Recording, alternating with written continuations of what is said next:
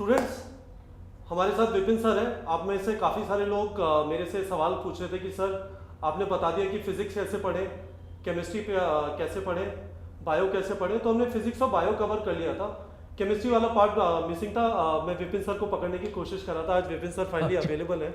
हाँ। विपिन सर, हाँ। हमारे केमिस्ट्री में है ना 3 पार्ट्स हैं, 3 पार्ट फिजिकल, ऑर्गेनिक, इनऑर्गेनिक। या। और शायद मैंने बच्चों को ये बताया आपको पहले एनसीईआरटी पढ़नी है, हाँ। उसके बाद वीडियोस देखने और वीडियो देखते हुए नोट्स लेने, फिर हर चैप्टर के 100 प्रॉब्लम प्रैक्टिस कर लें।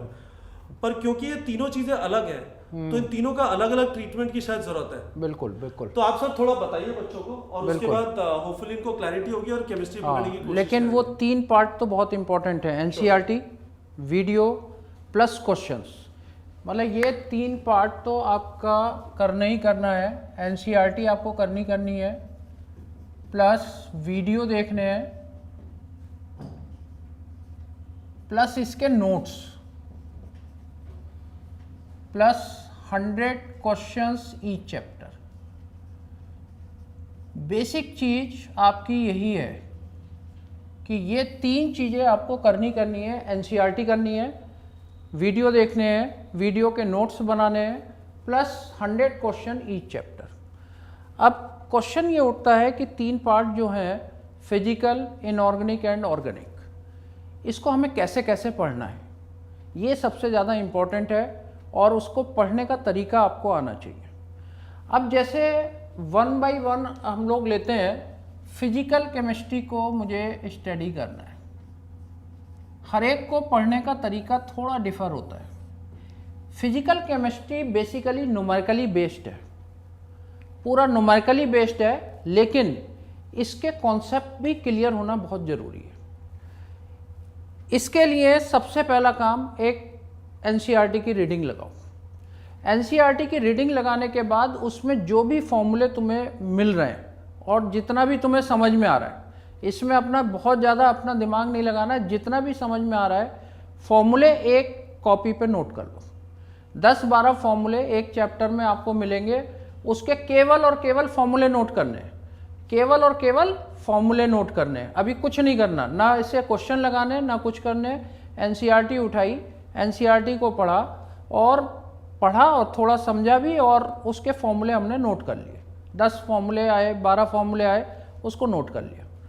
सेकंड स्टेप उसके बाद क्या होगा, एनसीईआरटी से केवल इतना काम करना है।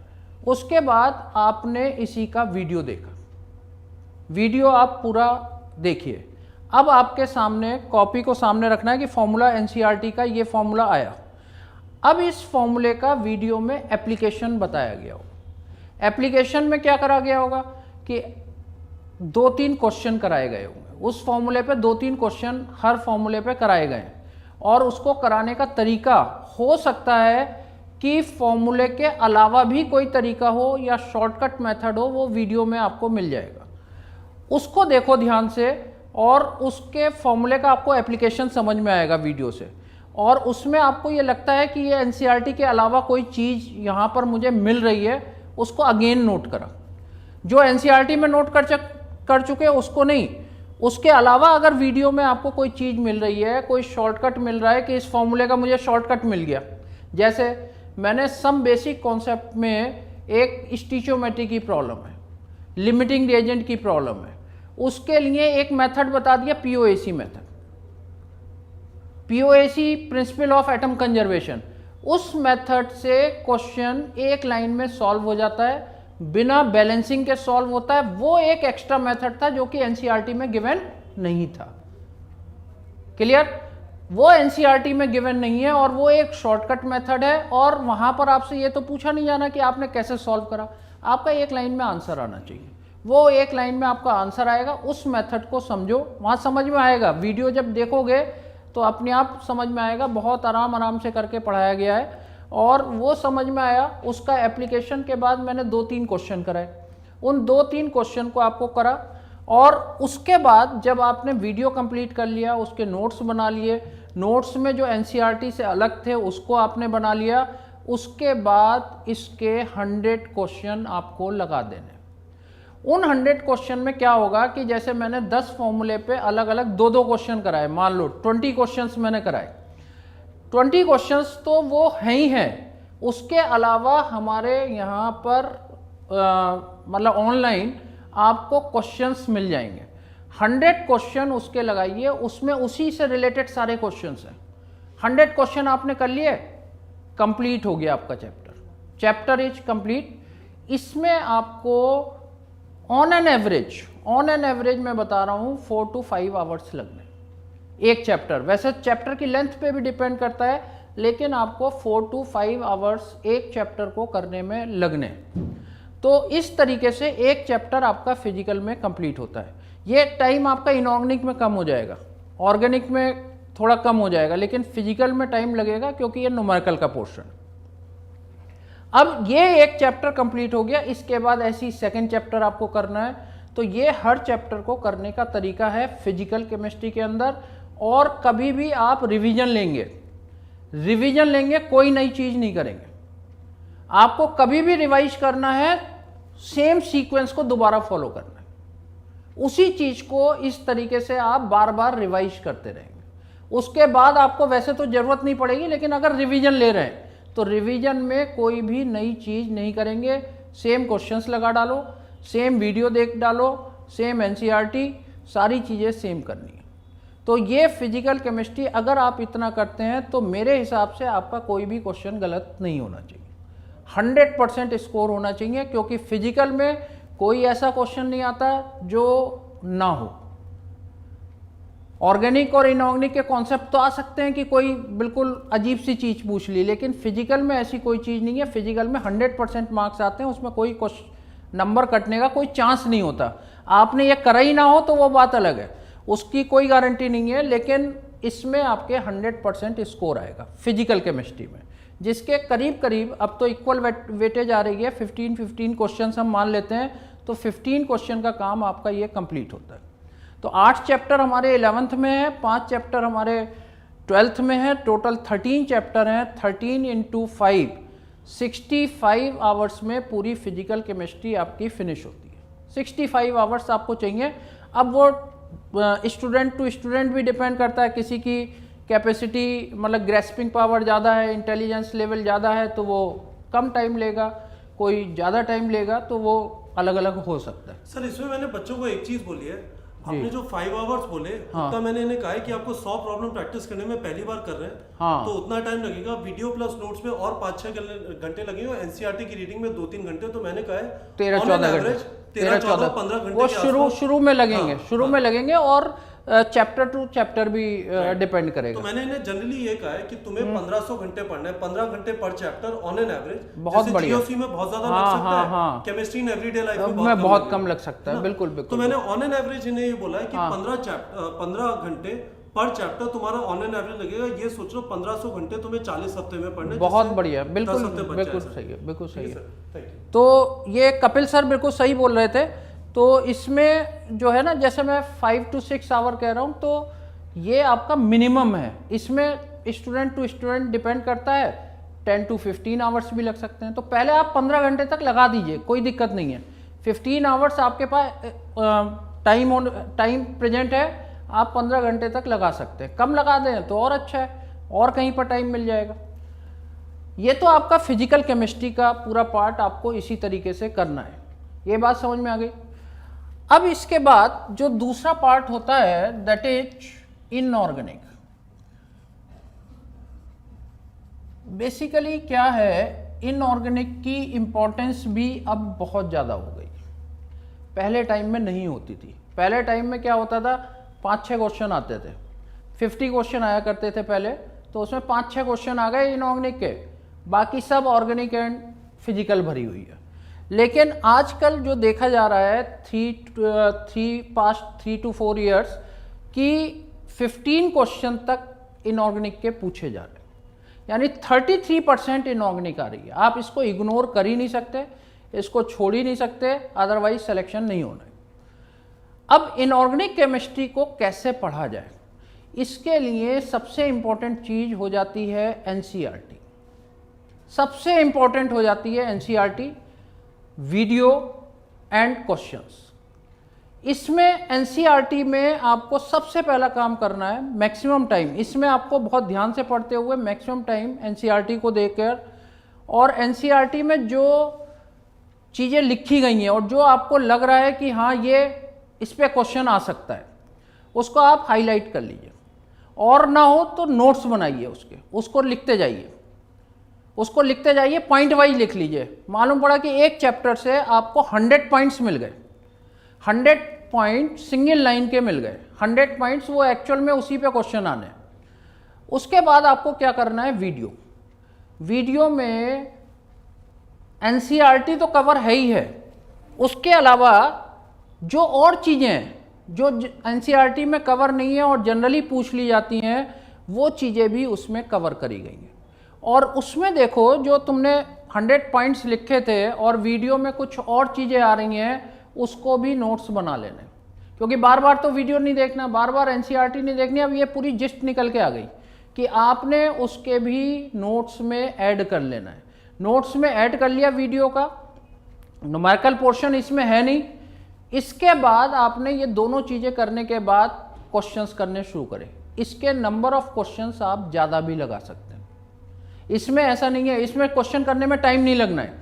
जैसे फिजिकल के अगर 100 क्वेश्चन कर रहे हो तो इसके 200 क्वेश्चन कर दोगे, तो यहां पर आप इस क्वेश्चन के नंबर को डबल कर लो, सेम टाइम में कवर हो जाएंगे। जो फिजिकल केमिस्ट्री के अगर 100 क्वेश्चन हो रहे थे तो यहाँ 200 क्वेश्चन हो सकते हैं। तो ये एक एग्जाम्पल है, लेकिन इसके क्वेश्चन का नंबर आप इंक्रीज कर दीजिए। लेकिन फिर इसमें अब आपको क्या करना है, इसमें आप वैरायटी ऑफ क्वेश्चन कर सकते हैं। वैरायटी ऑफ क्वेश्चन से मेरा क्या मतलब है, फिजिकल में मैं क्या बोल रहा था कि फिजिकल में एक ही जो आपने क्वेश्चंस एक बार कर लिया उसी को रिवाइज करना है बार बार।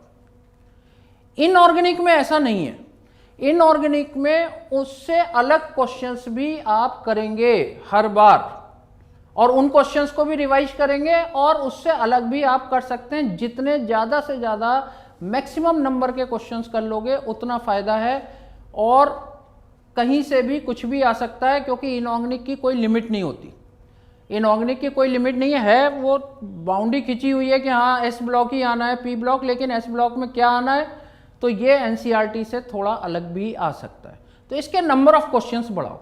और इसमें जैसे मैं हर बार बोलता हूँ, 2-3 चैप्टर तो बहुत इंपॉर्टेंट होते हैं, और ये मैंने वीडियो में बताता रहता हूँ। जैसे कोऑर्डिनेशन केमिस्ट्री को मैंने बताया 4 क्वेश्चन आते हैं, इस बार 4 क्वेश्चन है, और सारे वीडियो लेक्चर से, कहीं अलग से आना ही नहीं है, उससे अलग से आना ही नहीं है। वीडियो लेक्चर में बेसिकली हमने एनसीईआरटी तो कवर करी है, प्लस उससे जो एक्स्ट्रा है वो भी कवर करने की कोशिश करी है। लेकिन इसमें नंबर ऑफ क्वेश्चंस आप बढ़ा दीजिए, वैरायटी ऑफ क्वेश्चन जब दोबारा करने बैठें तो डिफरेंट टाइप के क्वेश्चंस करिए, और मैक्सिमम से मैक्सिमम क्वेश्चन करिए।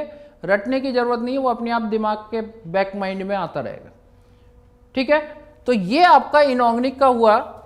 इसके बाद आपका आता है ऑर्गेनिक, और ऑर्गेनिक बेसिकली इसका करने का तरीका ही थोड़ा डिफर है।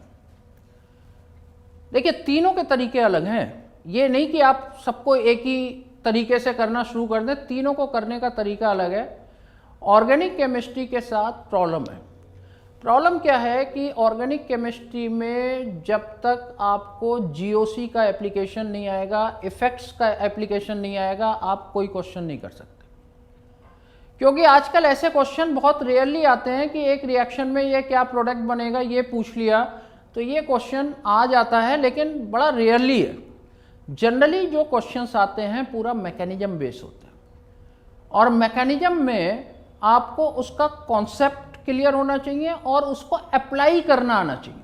मेन चीज़ है एप्लीकेशन, और एप्लीकेशन के लिए आपको एनसीईआरटी ही काफ़ी नहीं रहती। एनसीईआरटी आपको पढ़नी है, एनसीईआरटी से आपको ये आइडिया लग जाता है कि हाँ ये रिएक्शन है, ये इफ़ेक्ट्स हैं। अब उसको अप्लाई कैसे करना है वो एनसीईआरटी में गिवन नहीं है। ये एनसीईआरटी का एक मिसिंग पार्ट जो कि इनऑर्गेनिक में नहीं था। इनऑर्गेनिक में तो अप्लाई ही नहीं करना था, वहाँ तो सिंपल थ्योरी चलती है। तो ऑर्गेनिक केमिस्ट्री में एनसीईआरटी का मिसिंग पार्ट क्या है कि दे रखा है, सब कुछ दे रखा है, लेकिन उसको हमें अप्लाई कैसे करना है ये चीज़ें नहीं है। और दे भी नहीं सकते, वो एक साथ ऐसे दे भी नहीं सकते, उनकी भी अपनी प्रॉब्लम है। लेकिन लिखी हुई सारी रिएक्शंस हैं। अब उसमें मालूम पड़ा कि एक फर्स्ट रिएक्शन का आ रहा है, एक लास्ट रिएक्शन का, दोनों को कंबाइन करके क्वेश्चन बन गया। तो अब वहाँ प्रॉब्लम है ना, अब उसको अप्लाई करना आना चाहिए।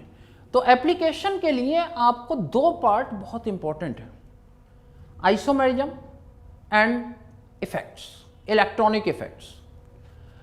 आइसोमेरिज्म से ये आइडिया होता है कि जैसे मान लीजिए कोई मॉलिक्यूलर फॉर्मूला आपको दे दिया, C4H10O दे दिया। कंडेंस फॉर्मूले के इस बार क्वेश्चन आए हैं, नीट के अंदर आए हैं कि C7H8 दे दिया। अब आपको कोई मॉलिक्यूलर फॉर्मूला गिवन है, आपको यही नहीं पता कि मैं इसके क्या कंपाउंड बनाऊं। मालूम पड़ा एक ऑक्सीजन के अल्कोहल भी बनते हैं, एल्डिहाइड भी बनते हैं, कीटोन भी बनते हैं, ईथर भी बनते हैं, 4 कंपाउंड बनते हैं। आपने इसमें बनाने शुरू करे एल्डिहाइड, बनाने शुरू करे कीटोन, बनेगा ही नहीं। ये क्यों नहीं बन रहा? क्योंकि आपको आइसोमेरिज्म का आइडिया नहीं है। आइसोमेरिज्म में बेसिकली क्या होता है ना, पूछ लिया जाता है इसके कितने आइसोमर्स बनेंगे। तो आइसोमर्स का बनाना ये सिखाता है कि इसके कौन कौन से कंपाउंड बनेंगे, कौन कौन से कंपाउंड पॉसिबल हैं, कौन कौन से इम्पॉसिबल हैं, उसका पूरा आइडिया होना चाहिए। जैसे मॉलिक्यूलर फॉर्मूला देखते ही हमें पता चल जाता है कि इसके अल्कोहल एंड ईथर बनने, ये मॉलिक्यूलर फॉर्मूला CnH2n+2O हो गया, और CnH2n+2O का मतलब alcohol and ether only, aldehyde ketone बिल्कुल नहीं। ये आपको आइसोमेरिज्म से मिलेगा। तो आइसोमेरिज्म के बाद, आइसोमेरिज्म से आइडिया होता है कि ये कौन कौन से कंपाउंड हैं। फिर इन कंपाउंड्स पे इफेक्ट्स जो होते हैं, रेजोनेटिंग इफेक्ट, ये मैंने पिछले वीडियो में भी बताया था, resonating effect, hyper conjugation, inductive effect. Electromeric effect की इतनी इंपॉर्टेंस नहीं है। तो ये इफेक्ट्स आपको RHI की फॉर्म में यूज करने हैं और इंपॉर्टेंस के हिसाब से यूज करने हैं। रेजोनेंस की इंपॉर्टेंस सबसे पहले है। अगर कहीं पर रेजोनेंस दिख गया, भूल जाओ कि हाइपर कंजुगेशन भी है, भूल जाओ इंडक्टिव इफेक्ट भी है। इंडक्टिव इफेक्ट तो हर जगह पर होता है, लेकिन आपको उसे भूलना पड़ेगा।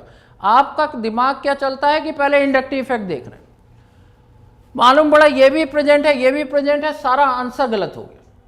तो रेजोनेंस का एप्लीकेशन सबसे इंपॉर्टेंट, रेजोनेंस का एप्लीकेशन, रेजोनेंस नहीं है तो हाइपर कंजुगेशन का एप्लीकेशन, हाइपर कंजुगेशन नहीं है इंडक्टिव इफेक्ट का एप्लीकेशन।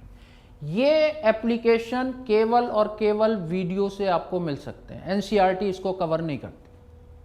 एनसीईआरटी इसको कवर नहीं करती। जब तक आप वीडियो नहीं देखेंगे तब तक काम नहीं बनेगा। और इसमें नोट्स भी बनाने की बहुत ज़्यादा ज़रूरत नहीं है। मेन चीज़ है एप्लीकेशन। आपके दिमाग में सारे कॉन्सेप्ट क्लियर होने चाहिए। वो क्लियरिटी जो आपको मिलेगी बिना वीडियो के नहीं मिल सकती। एनसीईआरटी पढ़ के क्लियर नहीं हो सकता, ये 100% तय है। और इसमें आपको हर तरीके से चारों तरफ से देखना है और इसके फिर क्वेश्चंस लगाओ। क्वेश्चंस आपको, अब जब क्वेश्चंस लगाने बैठोगे तो मैं बता रहा हूँ तुम्हारे सामने प्रॉब्लम क्या आएगी। तुम केवल एक चैप्टर पढ़ के बैठ गए, क्वेश्चन होंगे ही नहीं, उसमें 8-10 क्वेश्चन में अटक जाओगे। कुछ क्वेश्चन उस चैप्टर से रिलेटेड आ गए तो वो कर दोगे, 8-10 क्वेश्चन में अटक जाओगे। इसमें जब तक आप अमीन तक नहीं पढ़ लेंगे, आगे के छोड़ दो, polymer, biomolecule and chemistry in everyday life, ये अलग नेचर के चैप्टर हैं, लेकिन अमीन तक आपको पढ़ के तब क्वेश्चंस लगाओगे, तब आपके क्वेश्चंस लगेंगे। अदरवाइज क्वेश्चंस लगने मुश्किल हो जाएंगे, फिर आधे अधूरे लगेंगे। तो इसकी प्रॉब्लम है, ऑर्गेनिक केमिस्ट्री की प्रॉब्लम है कि आप चैप्टर वाइज कर लोगे लेकिन पूरी ऑर्गेनिक पढ़ने के बाद। तो इसमें थोड़ा सा मैं जो सजेस्ट करूंगा कि आप पहले जीओसी आप कंप्लीट करिए, हाइड्रोकार्बन कंप्लीट करिए। ये दोनों एक अलग नेचर के चैप्टर हैं, पहले इसके क्वेश्चंस लगा लो, इसके क्वेश्चंस अलग से लग जाएंगे जीओसी और इसके। इसके बाद जब 12th में आओ, इसके तो क्वेश्चंस आप लगा लो, जीओसी के कम से कम 300 क्वेश्चन लगने चाहिए, ऐसी हाइड्रोकार्बन के 100 क्वेश्चन लगने चाहिए, 400 क्वेश्चंस आपके लगने चाहिए। इसके बाद आप जब 12th में आएंगे, एंटर करेंगे, तो एल्काइल हैलाइड से लेकर अमीन तक ये 4 चैप्टर होते हैं। 4 चैप्टर्स को पढ़ लीजिए, एनसीईआरटी से पढ़ लो एक बार और वीडियो देख लो। इसमें आपका जो भी टाइम जा रहा है उस टाइम को जाने दो, ये आपका किल नहीं हो रहा, ये बहुत इंपॉर्टेंट, मतलब इससे आपके क्वेश्चन सॉल्व होंगे। उसके बाद सबके 100 क्वेश्चन लगाना शुरू करो, 100 क्वेश्चन पर चैप्टर लगाना शुरू करो, दैट्स एनफ। और इसके फिर वैरायटी ऑफ क्वेश्चन लगा सकते हो। तो फिजिकल में वही वाले क्वेश्चन लगाने हैं जो आपने पहली बार लगाए, उसी को बार बार रिवाइज करना है। इनऑर्गेनिक केमिस्ट्री में वीडियो देखने हैं और क्वेश्चंस की वैरायटी बढ़ानी है, हर बार नए क्वेश्चन कर सकते हो और नंबर ऑफ क्वेश्चंस को इंक्रीज करना है। और ऑर्गेनिक के अंदर 11th की ऑर्गेनिक करने के बाद क्वेश्चंस लगा लो जीओसी के 300 और हाइड्रोकार्बन के 100, और उसके बाद 12th में पूरे के पूरे 4 चैप्टर पढ़ने के बाद क्वेश्चंस लगाओ, ये मैं सजेस्ट करूँगा। तो इस तरीके से अगर आप करते हैं तो मैं नहीं समझता कि आपके कोई भी नंबर कटने वाला है। 180 में 180 भी आ सकते हैं, कोई नंबर नहीं कटेगा, लेकिन इसको करना पड़ेगा और बिल्कुल रेगुलर वे में करना पड़ेगा। ये मजाक नहीं हो रही है, इसमें आप नहीं करेंगे तो फिर कुछ नहीं होना है। तो इसलिए इसको करो, टाइम बहुत कम है, एक एक दिन आपके लिए बहुत इम्पोर्टेंट है, इसको करिए और अच्छे से नंबर लाइए।